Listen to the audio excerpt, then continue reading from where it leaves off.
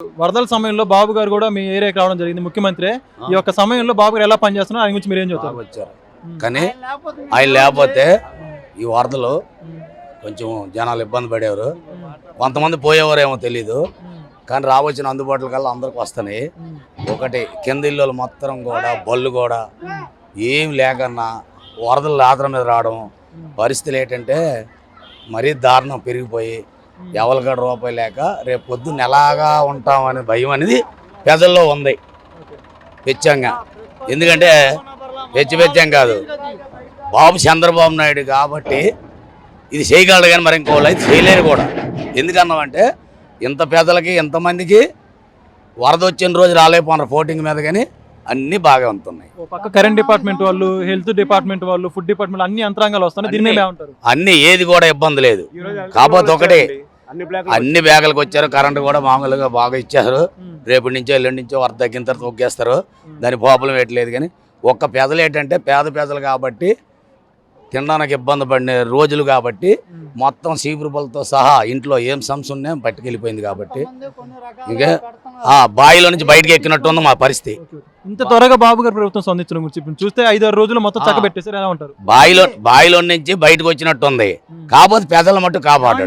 ఒక ఉద్దుత్ తుఫాను చూసాం, ఉద్దుత్ తుఫాను చూసాం, బాబు గారి విషయం అప్పుడే బయటపడింది. అంటే వచ్చి అన్ని ఏర్పాట్లు చేసి బాగా హెలికాప్టర్ల మీద వీటి మీద వాళ్ళు చేయవచ్చిన అవకాశాలు బాగా చేశారు. కానీ ఈ కాలనీలు కాపాడేది బాబే. పొద్దున్నే పాలు భోజనం అన్ని వస్తాయి, అందరికీ అన్ని అందుతున్నాయండి.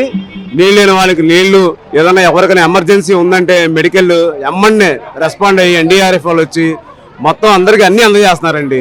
ఈచ్ అండ్ ఎవ్రీ మినిట్ కూడా ఎక్కడ అధికారులు కానీ మంత్రులు కానీ ఎవరు కూడా వాళ్ళ పనులు వాళ్ళు చేస్తున్నారండి. ఎక్కడ ఎవరికి ప్రజలకి ఎటువంటి ఇబ్బంది లేదండి. మేము వదలవనా మాట కానండి, టయానికి మన ఇంట్లో ఎలాగైతే మనం వండుకుంటామో ఆ విధంగా ప్రతి టయానికి అన్ని చంద్రబాబు నాయుడు గారు కానీ సంబంధిత అధికారులు కానీ అందరూ కూడా ఒళ్ళొంచి పనిచేశారండి. ఎటువంటి ఇబ్బంది కలగనీయలేదండి. పిల్లలకు కూడా జ్వరాలు అంటే కూడా మెడిసిన్ సకాలంలో NDRF వాళ్ళు పడవేసుకొని వచ్చి బ్లాకుల దగ్గరికి వచ్చి ఏదన్నా మామూలుగా ఉంటే మెడిసిన్స్ ద్వారా ఇచ్చారండి. ఇది ఎమర్జెన్సీ అంటే మాత్రం పడవలో బయటికి తీసుకెళ్ళి ట్రీట్మెంట్ 108 కూడా అలాగే పనిచేసిందండి. ఒక ముఖ్యమంత్రి నేరుగా మీ ఏరియాకి రావడం వరదల సమయంలో ఇంతవరకు వచ్చి ముఖ్యమంత్రి అనేవాళ్ళు ఎవరో రాలేదండి, పాత గవర్నమెంట్లు ఎవరు రాలేదండి. ఈ రోజే ఈ వయసులో కూడా బాబు గారు వచ్చి ఇలా JCB మీద సామాన్య మనిషిలాగా ఆయన ఒక సీఎం అని హోదా మర్చిపోయి సామాన్యుడిలాగా ఒక JCB మీద వచ్చి వరద బాధితులు అందరినీ పరామర్శిస్తున్నారండి. మాకు చాలా ఆనందంగా ఉందండి, చాలా అంటే చాలా ఆనందంగా ఉందండి. అసలు ఎవరు ఇటువంటి చేయలేని సీఎం, ఏ సీఎం చేయనటువంటి కార్యక్రమాలు చంద్రబాబు నాయుడు గారు చేస్తున్నారండి. జై చంద్రబాబు, జై తెలుగుదేశం, జై పవన్ కళ్యాణ్, జై ప్రభుత్వం. బాబు గారి ప్రభుత్వం ఎలా పనిచేస్తుంది? అన్నీ బాగున్నాయండి, అన్ని సమకూర్తంగా చేస్తున్నారు. ఒకరోజు నష్టం జరిగింది, అన్నీ బాగున్నాయి.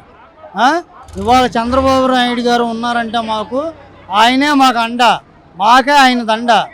ఇవాళ మేము ఇన్ని రోజులు కూడా ఉన్నామంటే ఆయన ఉన్నారన్న స్వయం కృషి. బాబు గారు వచ్చారు కదా, దాని గురించి ఏమంటే మరి ముఖ్యమంత్రి వచ్చారు మీ దగ్గరికి, మాకు కొన్నంత అండ, అదే చాలు మాకు. ఈయన కాకుండా వేరే వాళ్ళు ఉంటే ఎలా ఉండేది? వద్దు మాకు ఎవరు, ఇంకా మేమైతే దూకేసేవాళ్ళం కృష్ణానదితో, వేరే వాళ్ళు ఉంటే ప్రకాశం బ్యారేజ్ మీదే మేము వెళ్ళిపోయి దూకేసేవాళ్ళం. బాబు గారు అసలు రావట్లేదు అంటున్నారు కొంతమంది. బాబు గారు తిరగట్లేదు, 100 మంది ఉందంటారండి. ప్రతిపక్షాలు అన్నీ మాకు వద్దు, బాబు గారు ఉన్నారు కాబట్టి మేము ఈ వైఎస్ఆర్ కాలంలో ఉన్నాం.